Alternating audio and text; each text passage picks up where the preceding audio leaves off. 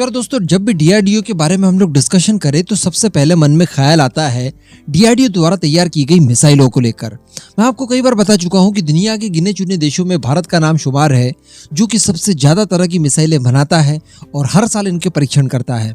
पिछले कुछ समय से हम लोग देख रहे थे कि कोविड-19 की वजह से इतने ज्यादा परीक्षण वगैरह नहीं हो पाए थे, लेकिन इस साल ऐसी कोई प्रॉब्लम नहीं थी और भारत ने 2022 में पेट भर के मिसाइलों के परीक्षण किए और लगभग सभी मिसाइलों के परीक्षण 100% सफल साबित हुए। तो कहने का मतलब डीआरडीओ ने अपनी जो पुरानी वाली रफ्तार थी, जो 2021 में कुछ हद तक रुकी थी, उसे वापस पटरी पर ला दिया। और देखिए यार, 2022 को भी गुड बाय कहने से पहले हम लोगों ने ब्रह्मोस ईआर का परीक्षण किया और इस बार जो ईआर का परीक्षण किया गया, बताया जा रहा है कि उसकी जो रेंज है वो 600 किलोमीटर से लेकर 700 किलोमीटर तक की है।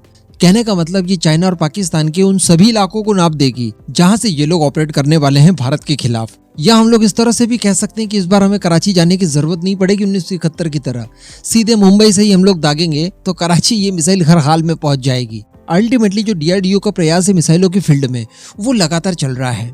अभी इसी के साथ साथ मैंने आपको बताया था कि 2023 में भी शुरुआत में ही बत्ती देने वाला है डीआरडीओ और 4 से लेकर 6 जनवरी के बीच में एक नोट ऑफ वार्निंग जारी की गई है। और इस दौरान बताया जा रहा है कि भारत की जो सबसे ज्यादा प्रतीक्षित मिसाइल है उसका परीक्षण हो सकता है, यानी हमारी हाइपरसोनिक मिसाइल का, एक्चुअली HSTDV का, जो कि हाइपरसोनिक मिसाइल बनाने के लिए हमें सबसे ज्यादा अनिवार्य होगा, जिसके कुछ परीक्षण हम लोग पहले भी कर चुके हैं।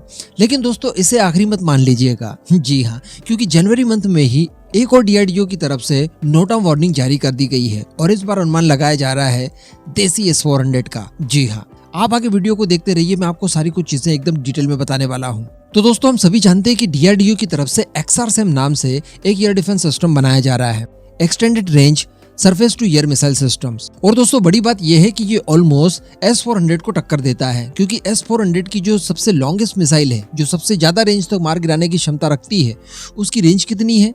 400 किलोमीटर, 400 किलोमीटर।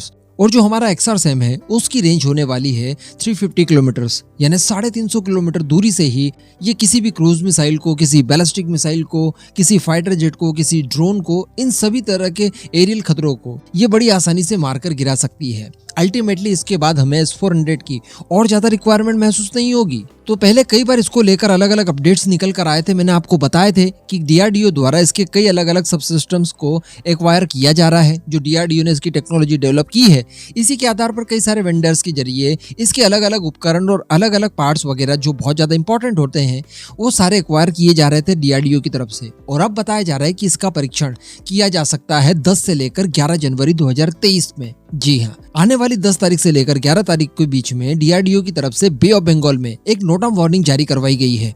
और इस बार जो नोट ऑफ वार्निंग जारी करवाई गई है, इसको देखते हुए लग रहा है कि XRSAM का परीक्षण संभवतः किया जा सकता है, क्योंकि जो स्पेसिफिक इसमें रेंज दी गई है वो है 365 किलोमीटर की। जी हाँ, और इस दायरे में बड़ी फिट आती है हमारी XRSAM की मिसाइल, तो संभवतः यहाँ पर XRSAM का परीक्षण किया जा सकता है। वैसे अगर हम लोग इसी रेंज के अंदर कुछ और मिसाइलों को भी देखें जो कि बहुत ज़्यादा इंपॉर्टेंट है और उनके टेस्ट भी बिल्कुल सिर पर हैं, तो अगेन मैं कहूँगा हमारी रुद्रम सीरीज की मिसाइल्स और सबसे बड़ी बात हमारी अस्त्रा मार्क 2 मिसाइल, इनके परीक्षण भी काफ़ी समय से लंबित हैं और ये भी लगभग इसी रेंज के दायरे में आती है, तो संभवतः यहाँ पर इनका परीक्षण भी हो सकता है। लेकिन जो एक्सपर्ट्स का मानना है, उनका कहना यह है कि यहाँ पर XRSAM का परीक्षण किया जा सकता है, उसके चांसेस ज़्यादा दिखाई दे रहे हैं। अभी अगर XRSAM के इंपॉर्टेंस की बात की जाए तो यार ये सीधे सीधे S-400 है, और वो भी देसी वाला S-400।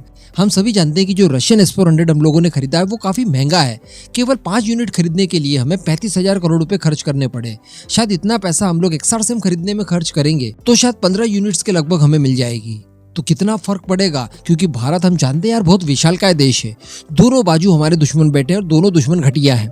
दोनों की कुदृष्टि भारत पर हमेशा रहती है, किसी भी तरह का कोई खतरा भारत के ऊपर आ सकता है। ऐसी परिस्थिति में आपके एयर डिफेंस सिस्टम्स प्रॉपर होना आपके लिए बहुत ज़्यादा अनिवार्य है। और इस समय हम लोग रशिया यूक्रेन वॉर से सीख भी रहे हैं कि एयर डिफेंस सिस्टम्स अगर आपके पास प्रॉपर है, उन्हें बचा कर रखा जाए, तो वो युद्ध की परिस्थिति में पूरा पासा बदल सकते हैं। तो अगर हम लोग केवल और केवल विदेशी एयर डिफेंस सिस्टम्स के भरोसे रहेंगे तो शायद हम लोग हमारी पूरी आवश्यकता की पूर्ति नहीं कर पाएंगे, क्योंकि हमारी जो आवश्यकता है वो बहुत ज़्यादा है। हमारी परचेसिंग करने की जो कैपेसिटी है उससे हमारी आवश्यकता बहुत ज्यादा है, वो संभव नहीं है। इसके लिए अनिवार्य है कि हमारे स्वदेशी एयर डिफेंस सिस्टम जो कि सभी रेंज में अवेलेबल है, इन्हें बड़ी मात्रा में मैन्युफैक्चर किया जाए और इनका इस्तेमाल भारतीय फोर्सेस द्वारा प्रॉपर किया जाए और जितना भी एरिया हमें कवर करना है उन सभी एरियाज को इनसे कवर किया जाए। हाँ ठीक है, आपके पास S-400 है जो रशिया से खरीदा है, आपने जॉइंट वेंचर किया है इजराइल से बराकेट को लेकर, तो ये आपके सुरक्षा कवच को एक कॉम्प्लीमेंट दे सकते हैं। लेकिन जो मेन दारोमदार होगा